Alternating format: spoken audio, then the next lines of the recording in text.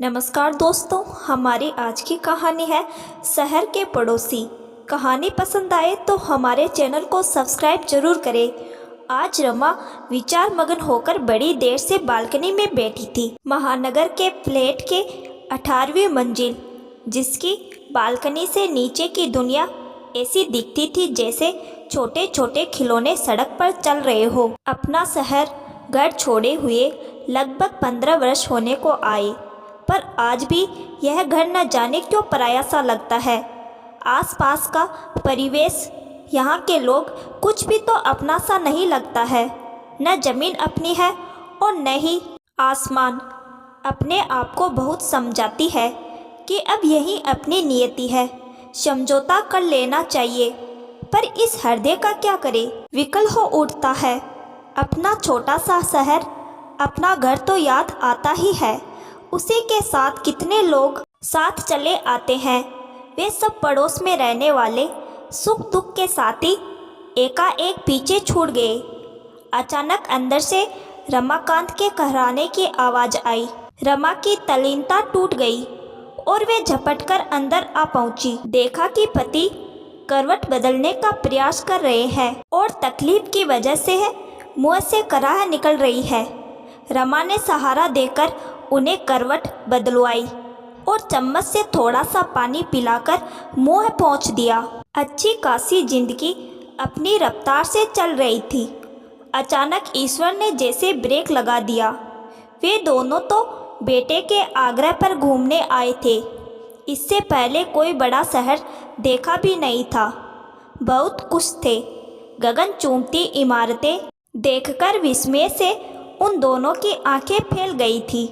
जितनी तेजी से लिफ्ट ऊपर नीचे जाती, उनके हृदय की गति उतनी ही तेजी से बढ़ जाती।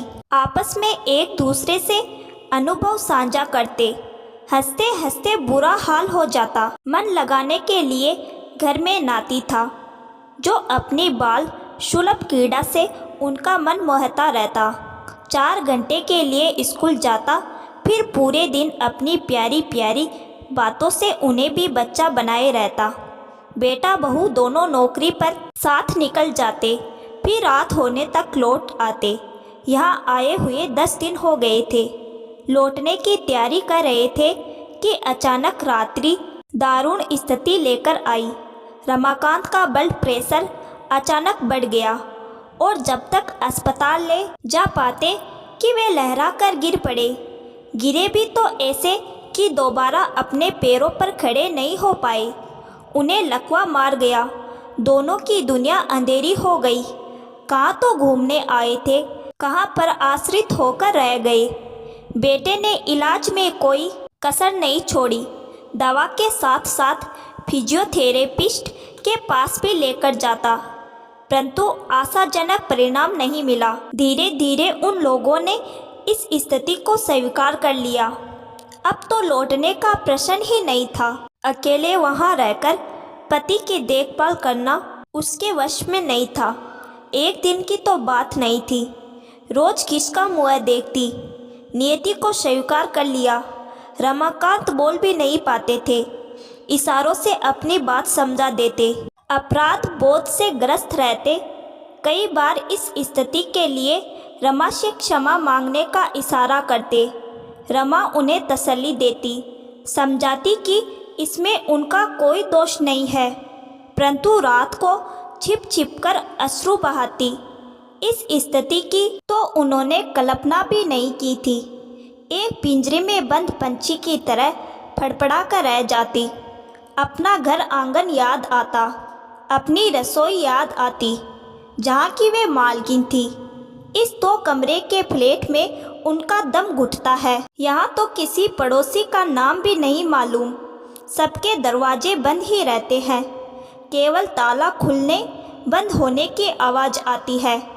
एक बार बेटे से पूछा था कि कभी कोई ज़रूरत पड़ी तो वे किसका दरवाज़ा खटखटा सकती है। बेटे ने हंसकर उत्तर दिया था, यहाँ कोई नहीं आएगा।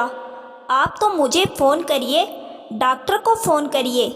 अधिक ज़रूरत है तो एम्बुलेंस का नंबर डायरी में लिखा है। बात आई गई हो गई थी। मन ही मन रमा भयभीत रहने लगी थी। सोते जागते ईश्वर से बस यही प्रार्थना करती कि आज का दिन अच्छा बीत जाए। दिन बीत रहे थे, बीत क्या रहे थे, घिसट रहे थे। इस जिंदगी की कभी कल्पना भी नहीं की थी, परंतु यही तो जीवन की धूप छाया है। कल ही क्या, अगला पल भी अनिश्चित है। धीरे धीरे मन निराशा में डूबता जा रहा है। पहले एक उम्मीद थी कि बेटा बहू कभी तो उन लोगों को लेकर घर जाएंगे, परंतु अब पति के साथ ट्रेन का सफ़र संभव नहीं रहा। 24 घंटों का सफ़र उनके लिए आसान नहीं रहा। फ्लाइट से 2.5 घंटा लगता है, परंतु वे लोग बताते हैं टिकट बहुत महंगा होता है। वैसे तो उनके पति की पेंशन आती है, परंतु दवा आदि में भी बहुत खर्च होता है। दिल पर जीवन की इस संध्या वेला में मन कुछ ज़्यादा ही भावुक हो गया है। पहले मन की बात पति से साझा कर लेती थी, ईश्वर ने वह अधिकार भी छीन लिया। उनके सामने अपनी व्यथा कहकर उन्हें दुखी नहीं करना चाहती। उनकी दशा को वे अच्छी तरह समझ पाती है। न बोल पाने की विवशता मन को कितना व्यथित करती होगी। कभी कभी लिखकर मन की बात समझाने की कोशिश करते हैं, पर उनकी बात को सुनने समझने का वक्त उन्हें छोड़कर किसी के पास नहीं है। दोपहर को जब नाती स्कूल से आ जाता है, तब उसके साथ खाना खाकर रसोई समेट देती है। 4 बजे तक नाती अपने में उलझाए रहता है। थोड़ी देर सोना चाहती है तो नहीं सो पाती, फिर भी उसकी मासूमियत से भरी बातें अच्छी लगती है। 4 बजे उसे सुलाना पड़ता है, अन्यथा उसकी नींद पूरी नहीं होती। उसके सो जाने के बाद ही जीवन को जैसे एक शून्यता घेर लेती है। जितनी दूर निगाह जाती है, सुदूर अंधकार ही नजर आता है। पूर्वार्ध में बिताए कुछ दिन सुख के मृग मरीचिका से ही लगते हैं।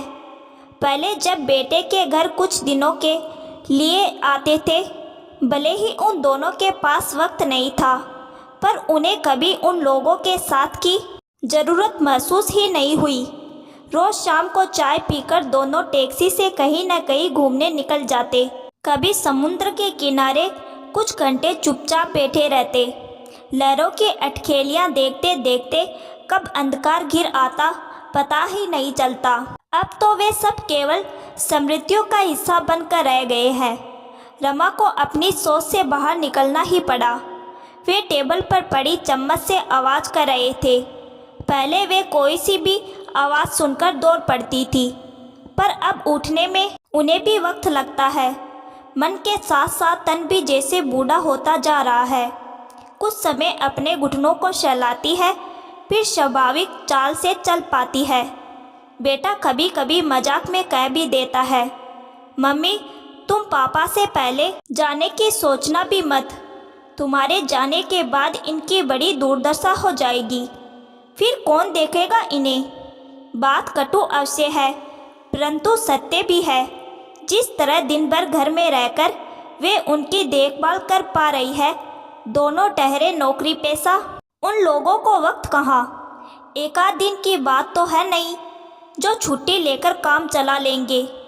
वे अदृश्य के आगे हाथ जोड़कर बुदबुदा उठती है, हे प्रभु हमारी स्थिति तुमसे कोई छिपी नहीं है। वक्त रहते जो हम लोग के हित में हो वही करना।